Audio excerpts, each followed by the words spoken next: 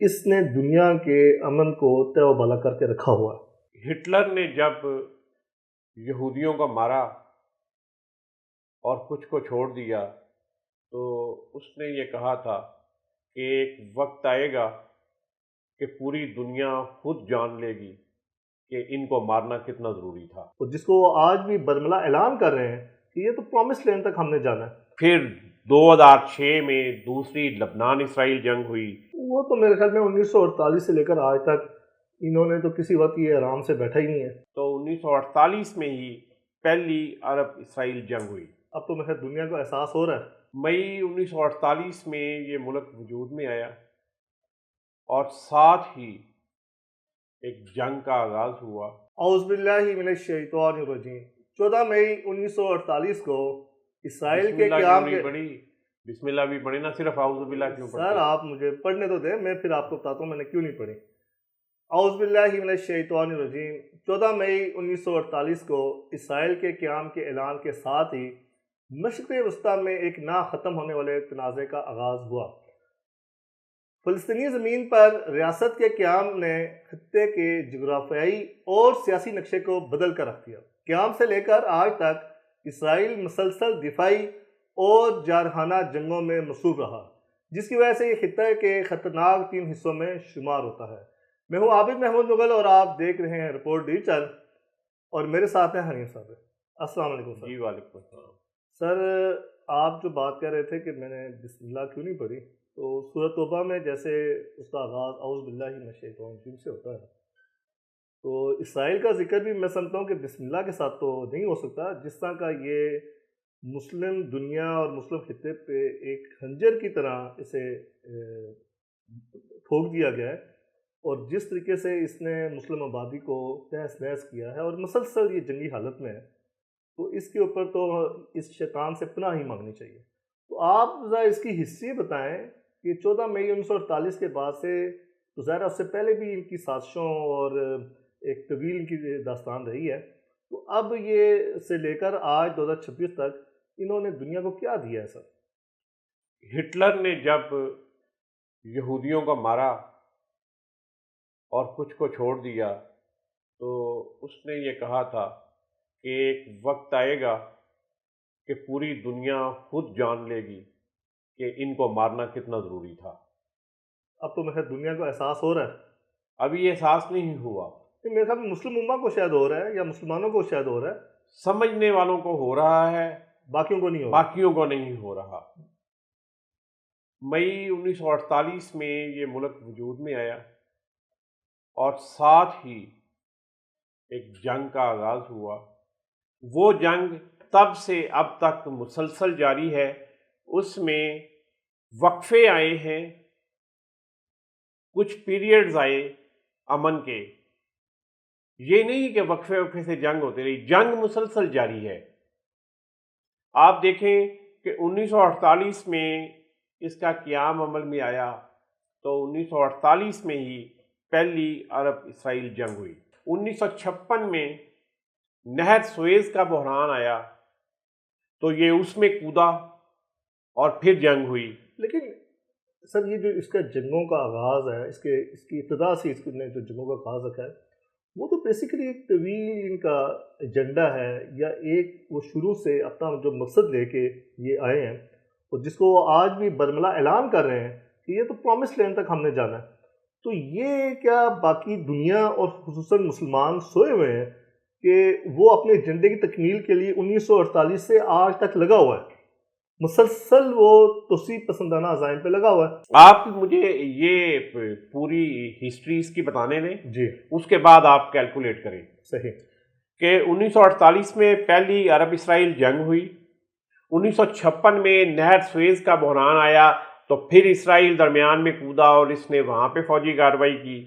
1967 میں 1967 میں 6 روزہ عرب اسرائیل جنگ ہوئی، جس نے عربوں کی، خاص طور پہ جو اسرائیل کے ہمسایہ ممالک ہیں، ان کی فوجی طاقت کی کمر توڑ کر رکھ دی۔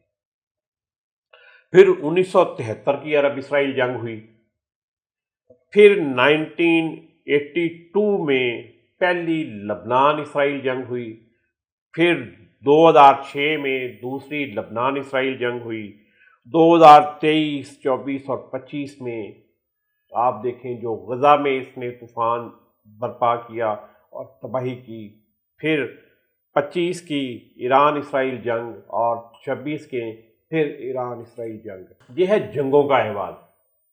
اب آئیں جو فوجی کارروائیاں اس نے دوسرے ملکوں میں کی، ان کے یہ جنگیں ہیں۔ ایک وہ ہے جس میں انہوں نے اچانک جنگی کارروائیاں کی، فضائی حملہ کیا یا زمینی حملہ کیا اور واپس آ گئے اور وہاں پہ تباہی پھیلا دی۔ وہ تو میرے خیال میں 1948 سے لے کر آج تک انہوں نے تو کسی وقت یہ آرام سے بیٹھا ہی نہیں ہے۔ جی، اب سب سے پہلے مصر، جی 1967 اور 1970، 1967 اور 1970، نہر سویز کے کنارے ایک طویل فضائی اور توپ خانے کی لڑائی ہوئی۔ جی اسرائیل نہر سویز والے معاملے میں گھسا اور اس نے وہاں پہ اپنا حصہ ڈالا مصر کو کمزور کرنے کے لیے۔ 1973 میں سینائے کے ریگستان میں ٹینکوں کی بہت بڑی لڑائی، جی اس میں یہ مصر کے اندر گھس گئے اور وہاں پہ بہت بڑی کارروائی انہوں نے کی۔ پھر لبنان، 1978 میں جنوبی لبنان میں انہوں نے زمینی کارروائی کی۔ پھر 1982 سے لے کے 2000 تک، عابر صاحب 18 سال مسلسل، جی 1982 سے لے کے 2000 تک انہوں نے جنوبی لبنان پر 18 سالہ قبضہ اور وہاں پہ فوجی کارروائی جاری رہی اور حزب اللہ کے ساتھ وہاں پہ مسلسل جھڑپیں ہوتی رہیں۔ پھر 2024 اور 25 میں لبنان میں پیجر دھماکوں کے بعد جو انہوں نے کارروائی کی وہ سب کے سامنے ہے، انتہائی خوفناک وہاں پہ تباہی ہوئی اور سب کے سامنے ہے کہ اس نے کس طرح دوسرے ملکوں کی خود مختاری اور سالمیت کو اور علاقائی امن کو اور عالمی امن کو چیلنج کیا اور تہس نہس کیا۔ پھر آ جائیں شام کی طرف، جی سیریا، 1967 اور 1973 کی جنگوں میں اس نے شام کی گولان ہائٹس یا گولان کی پہاڑیوں پر قبضہ کیا۔ 1982 میں وادی بقا میں شامی فضائی نظام کو انہوں نے تباہ کیا، اس کے اوپر اٹیک کیا۔ پھر 2011 سے لے کے اب تک،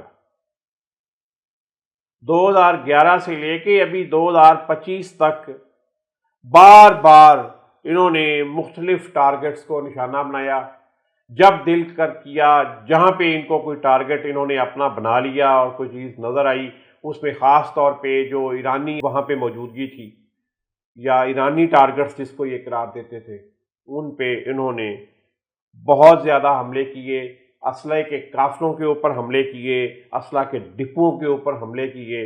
پھر بشار الاسد کی حکومت جب ختم ہوئی تو اس کے بعد پھر یہ شام کے اندر گھس گئے اور شام کے اندر کارروائی کی۔ یہ زیادہ پرانی بات نہیں ہے کہ لوگوں کو شاید بھول گیا ہو، یہ بڑی آسانی کے ساتھ تھوڑا سا بھی لوگ اگر توجہ دیں اور اپنے ذہن پہ زور ڈالیں تو یہ یاد آ جائے گا کہ اس نے یہ کارروائیاں کیں۔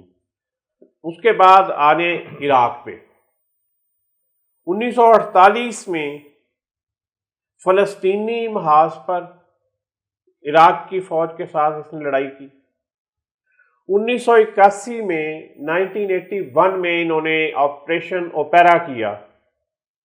اس آپریشن میں انہوں نے فضائی حملہ کر کے بغداد کے قریب اوسیرک ایٹمی پلانٹ عراق کا، اس کو بالکل تہس نہس کر دیا، اس کو تباہ کر دیا۔ اس کے بعد عراق کبھی ایٹمی پروگرام کے لیے کوشش کر ہی نہیں سکا، ختم کر دیا نا، اس کا مکمل ختم کر دیا۔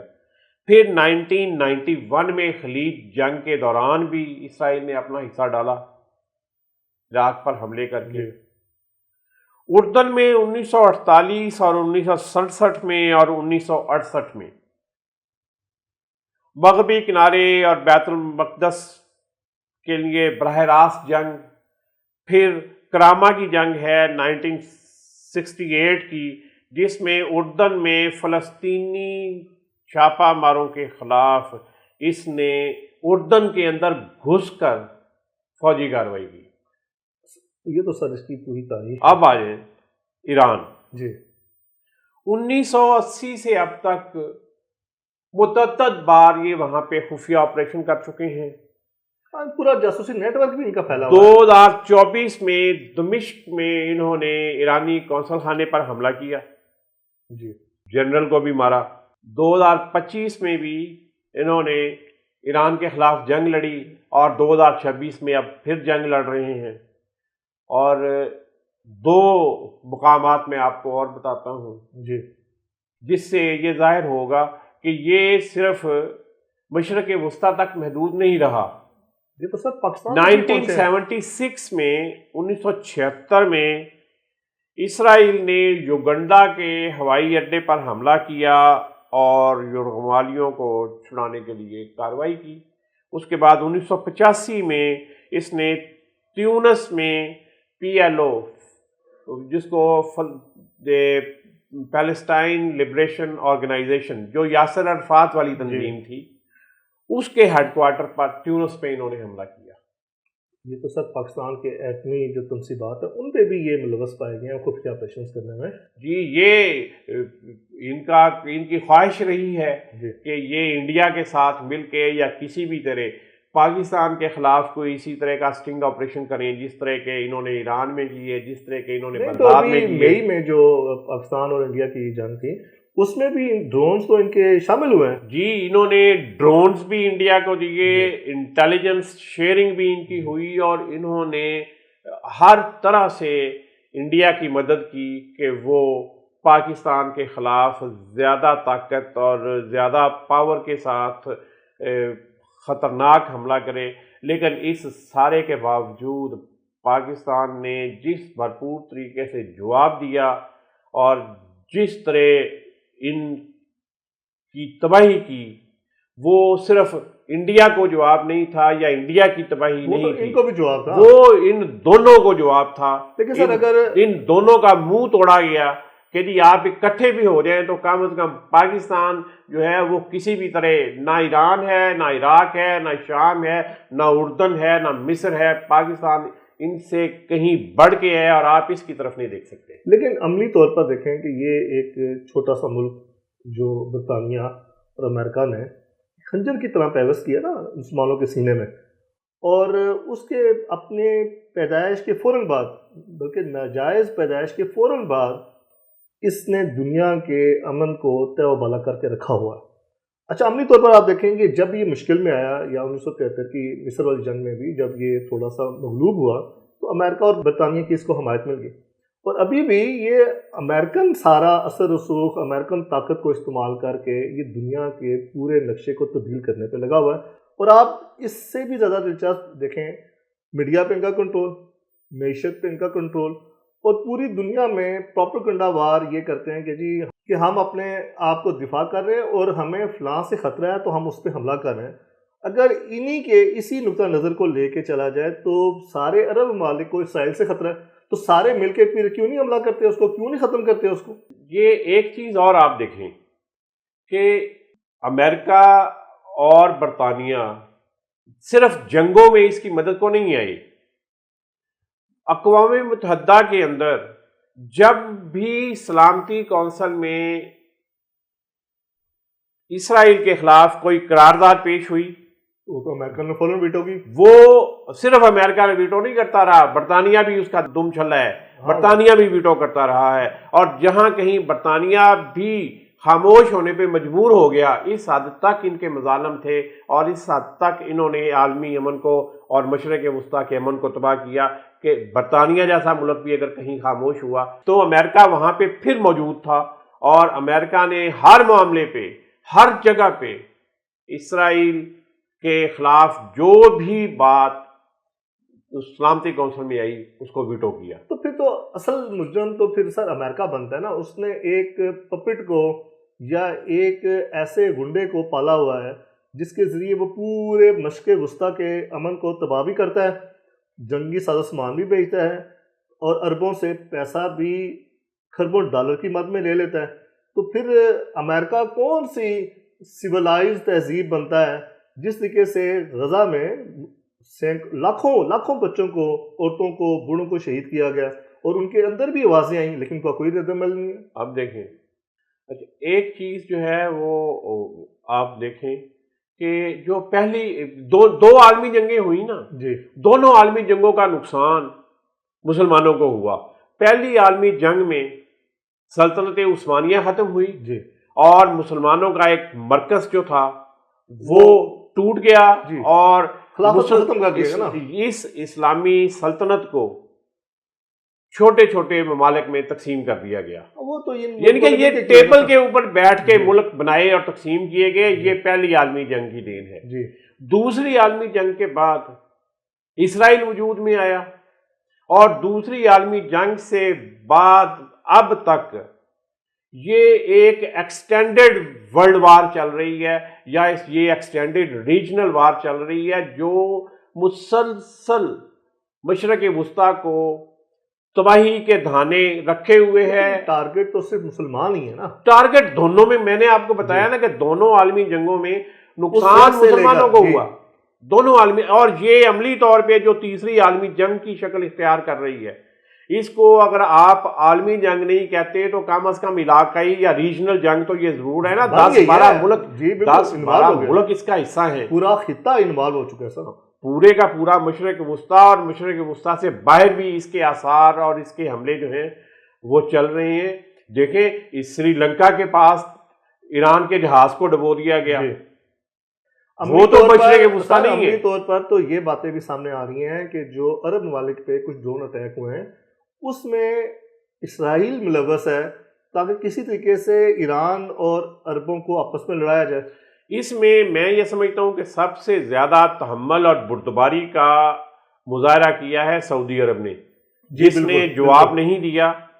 اگر وہ جواب دیتا اب پھر یہ جنگ پھیل چکی ہوتی اب تک، اور دوسری طرف یہ اور پوری دنیا میں مسلمان تقسیم بھی ہو جاتے کہ یہ اسرائیل کا جو دیرینہ خواب تھا کہ یہ مسلمان ملک آپس میں لڑ پڑے اور امریکہ اور اسرائیل نکل جائیں گے، ہاں وہ نکل جائیں، وہ اگر پورا نہیں ہوا ان کا خواب یا ان کی خواہش، تو وہ صرف اس وجہ سے ہے کہ سعودی عرب نے تحمل کا مظاہرہ کیا ہے۔ جی بالکل، ورنہ جس طرح سعودی عرب کا پاکستان کے ساتھ معاہدہ ہے، اچھا سر آپ دیکھیں کہ اگر اس معاہدے پہ عمل درآمد ہو جائے تو پھر صورتحال کدھر جاتی ہے؟ تو ظاہر ہے نا، یہ تو جو خلیج ہے شیعہ سنی کی، وہ تو پھر عملی طور پر وجود میں آ جائے گی نا۔ دوسرے نمبر پہ سر آپ یہ دیکھیں کہ اسرائیل اقوام متحدہ میں کھڑا ہو کے کہتا ہے اور اپنا وہ میپ بتاتا ہے کہ جی یہ ہم نے گریٹر اسرائیل جانا اور یہ سارا ہمارا پرومس لینڈ ہم نے حاصل کرنی ہے۔ اقوام متحدہ میں مطلب ایک ناجائز ریاست کھڑے ہو کے، اور ایک کسی ملک کے خلاف نہیں، پورے خطے کو وہ دھمکی دے رہا ہے، اور اقوام متحدہ سوئی ہوئی پڑی ہے۔ آپ دیکھیں کہ اس کے ہر معاملے کو امریکہ ویٹو کر دیتا ہے، اس کے ہر معاملے کو امریکہ اور اس کا دم چلا برطانیہ بھی کرتا ہے، اور برطانیہ میں تو ابھی ایک آواز بھی آئی ہے کہ برطانیہ اپنی معافی مانگے کہ جو اس نے 1948 میں اسرائیل کے قیام میں مدد دی۔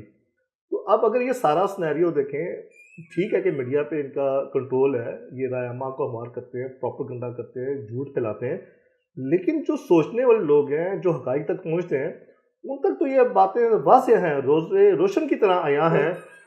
اس پہ جو یہ سو کالڈ روشن خیال اور یہ تہذیبوں کے علم بردار اور انسانی حقوق کے علم بردار، وہ کہاں پہ سوئے ہوئے ہیں؟ اقوام متحدہ عملی طور پہ مفلوج ہے، اقوام متحدہ عملی طور پہ نان ایگزسٹنٹ ہو گئی ہے۔